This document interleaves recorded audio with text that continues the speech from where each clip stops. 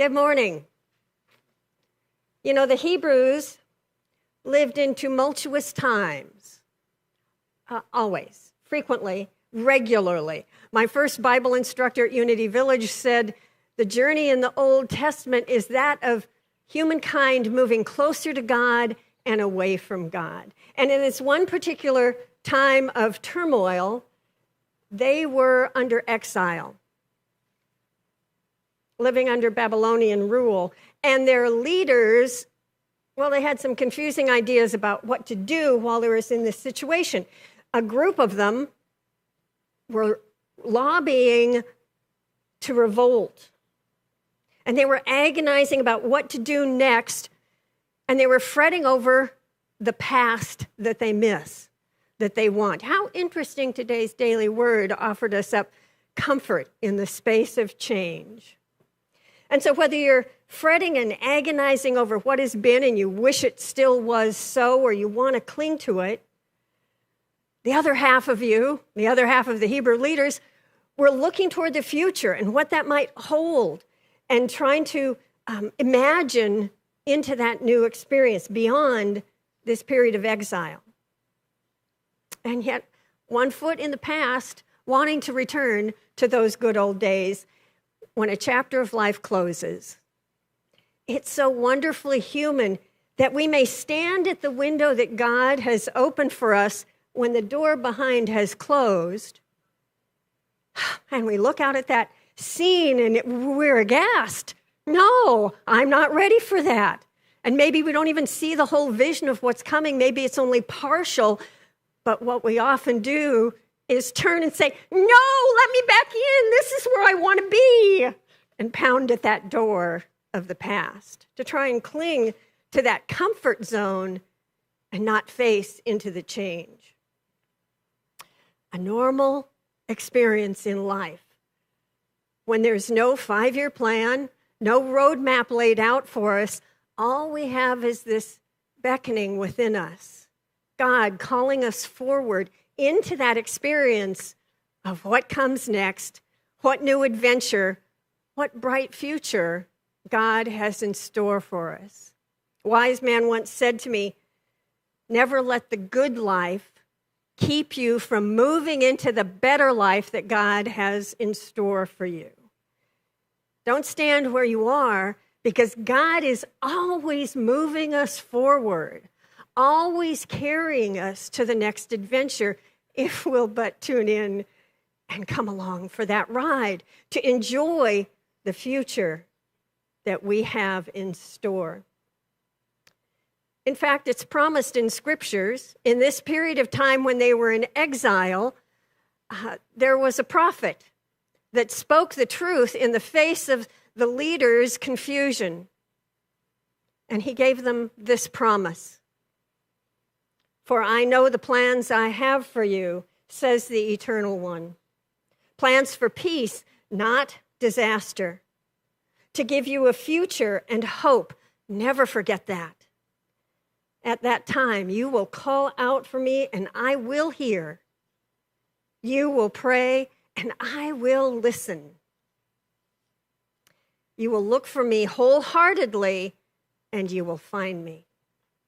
That's Jeremiah 29, verses 11 to 13.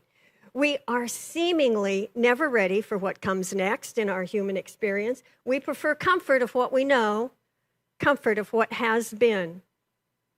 Jeremiah had a different message for the Hebrews. In this time of turmoil, he wanted to push them into that future. God had called him for that job, to be the voice of what's next, what's coming now, and let's get on with the show, people.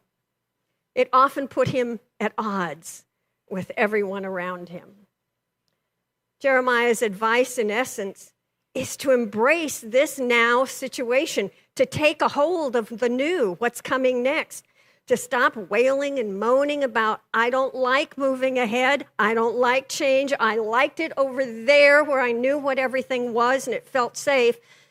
Let go of that voice in your head and open to that internal wisdom that is God, the Christ in you, calling us ever upward in our journey. In Jeremiah's time, it was, here we are, folks. We are in Babylonia, and it looks like this could be where we are for a while. Let's make life work. Build houses, plant gardens, create families, live the life where we are while we hold the vision for what we see in the future. Don't stay stuck in the past. Don't bemoan where we no longer are, because that prevents us from the fullest experience of that living, loving essence of God right here, right now. And as we, in this country, in our society, live through this time of turmoil, let us take hold of the vision at the window that God has opened for us so that we can move forward. Sometimes that window is a vision in our own life. It's a vision in the life of this community to move forward every month. Keep moving in the direction of wholeness. Keep moving in those transformational activities that are moving us onward. And in our country, keep moving so we can create literally a world that works for all, as Unity Worldwide Ministries has spoken a vision of spiritual direction for our movement, a world that works for all. And we know we're not seeing that right now. So this is a strong lesson for us that when we find ourselves wishing to be someplace other than where we are, some other geographic location, some other job, some other relationship, some other state of affairs in our world, God has called the Jeremiah in us to be the voice that says, grab a hold of life. Let's move forward now. Let's join in that together, because the truth of God is always with us individually, with us in this community, with us in our world. And our Jeremiah voice says, pay attention to what God is inviting us into. That's where the joy is. That's where the potential for good is. That's our future and our hope. So we too, in these times of turmoil, name the list of what's up for you. Is there something in your own life that's in a state of change? Certainly, we're at a threshold in this community yet again as we are continuing our journey upward and forward in what God calls us to do as a light for the world through this community. And we are also moving through great change in our culture. There's a gentleman in Unity's, the movement, our history, when Charles Fillmore, our co-founder, came time to retire, the man who assumed the mantle of sort of, if you will, senior minister for the whole of the movement was a gentleman named Ernest Wilson. He led several churches, including what we speak of as the current Mother Church in Kansas City, the Temple on the Plaza. He founded what became the largest church in the movement at that time in Los Angeles. He started a television ministry for Unity. Ernest had quite an imprint on our movement, and he returned to Kansas City and retired his ministry career at the Unity on the Plaza. He was a prolific writer. And from one of his books, there's this great quote about times of change. Times of change are times of fearfulness and times of opportunity. Which they are to be for you depends upon your attitude toward them. So what will we choose in this time of change globally in our world? Will we choose to be a positive action, a positive movement of life in the face of a worldwide pandemic? Will we choose to heal the situation of races and diversity? Will we contribute to positive change in our society? I say yes. Will we continue positive movement in our community? I say yes.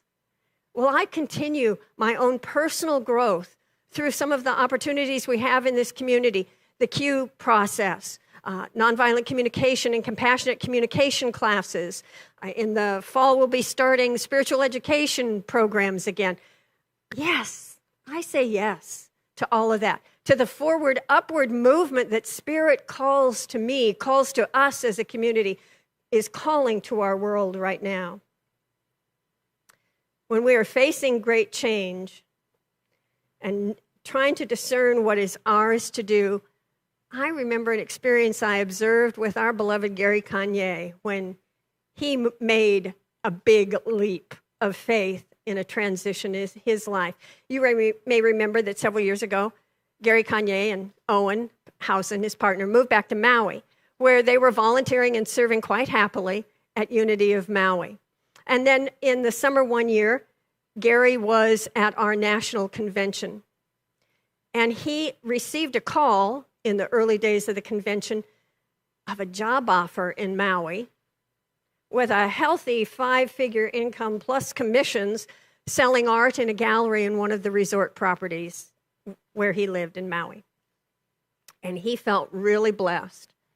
And the next day at the evening program of the convention, the two keynote speakers, Bishop Carlton Pearson, and a science of mind minister, David Alt, gave this talk to the Unity Movement audience that had gathered for convention, calling us out. I mean, the nerve. Standing on our platform, calling us out and saying, Unity people, it says on your website that you are here to create a world that works through all, through spiritual enlightenment. Let's see some of that in action, shall we? Now, I don't know if those were their words. I'm sure I'm paraphrasing with some license there. But Gary said to me later, called me the next day to say, in that experience, God lifted him up out of his seat, spun him around, turned him upside down, dumped everything out of his pockets, and plopped him on the floor. He was stunned. And in that moment, Gary understood that God was calling him out of his comfort zone, out of the place he had been in Maui, serving happily, but not fulfilling the call of his heart and the divine appointment God had in mind for him. And it turned out that at the convention that year, a minister who was leaving her church in Texas, moving to another town, Gary connected with her and talked about this church and began to feel that this church vacancy might be calling him. Just an inkling of a come this way kind of feeling from God. And so he applied, began the formal process to be connected with churches who had openings. And the church received his resume. And they had the same inkling.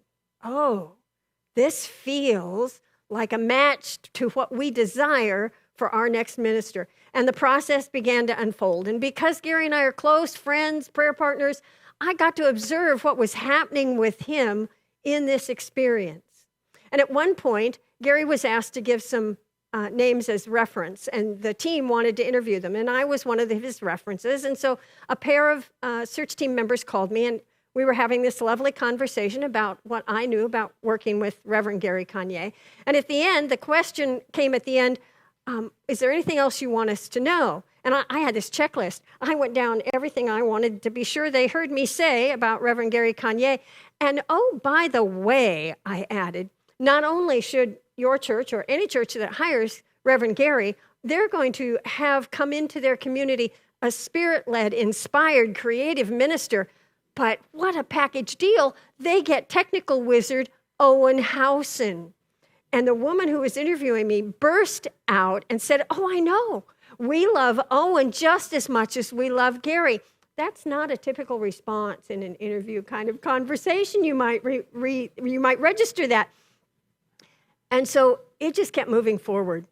And at every space, they were in communication, the search team and or the board of this church and Gary and Owen. And at one point, Gary said to me, we shipped our car to the mainland.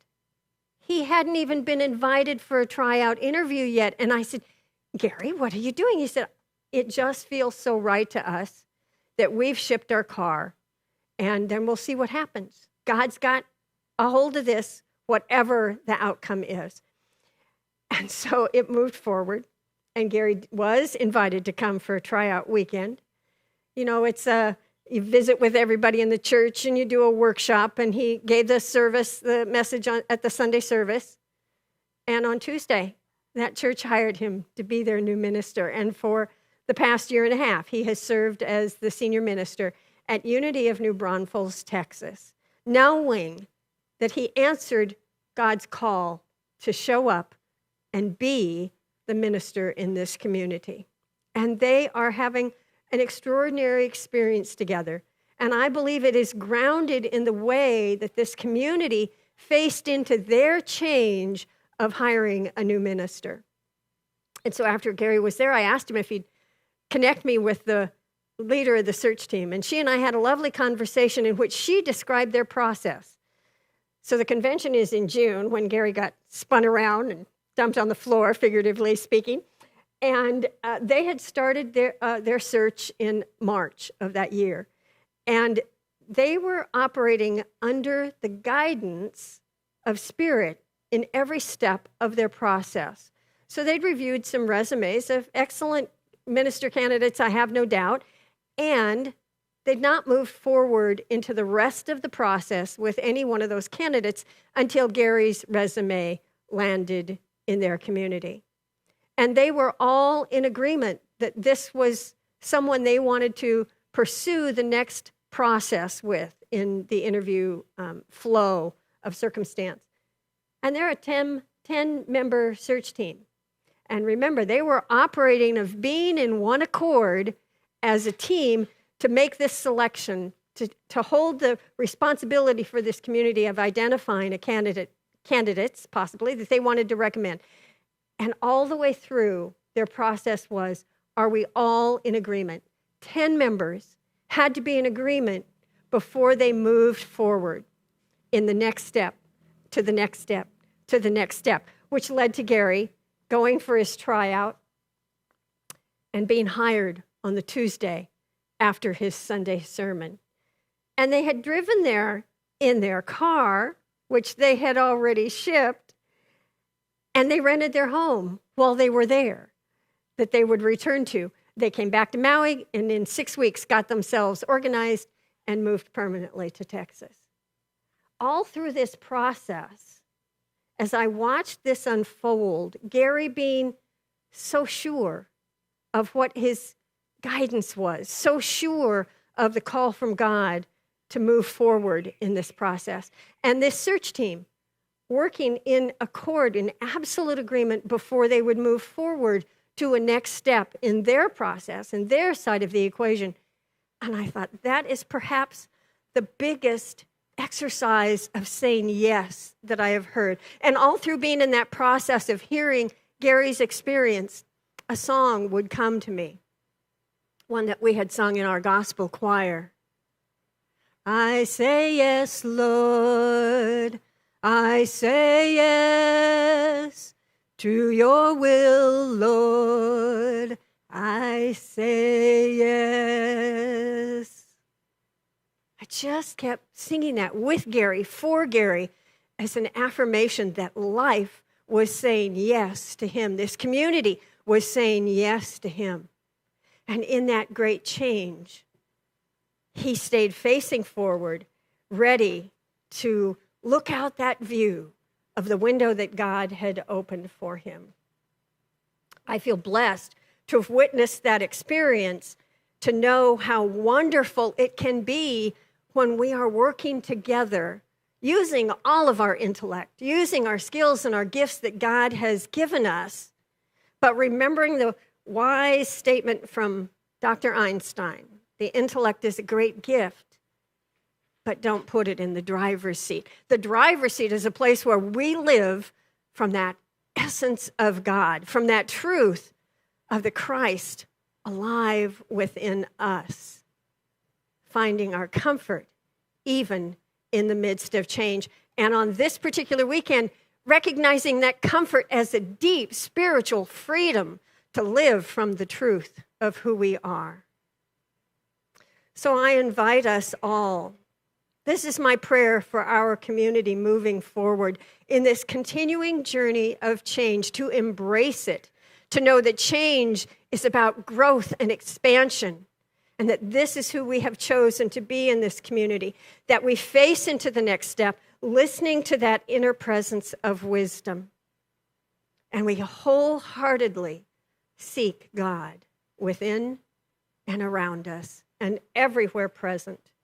We hold to that God idea for our community and act on the wisdom that arises when we trust this process.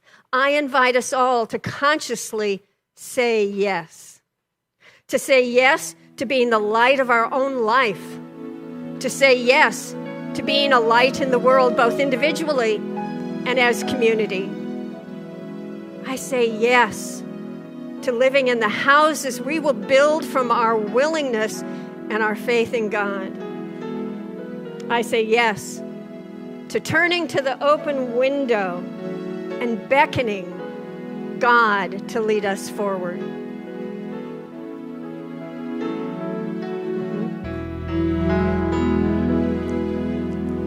I say yes, Lord.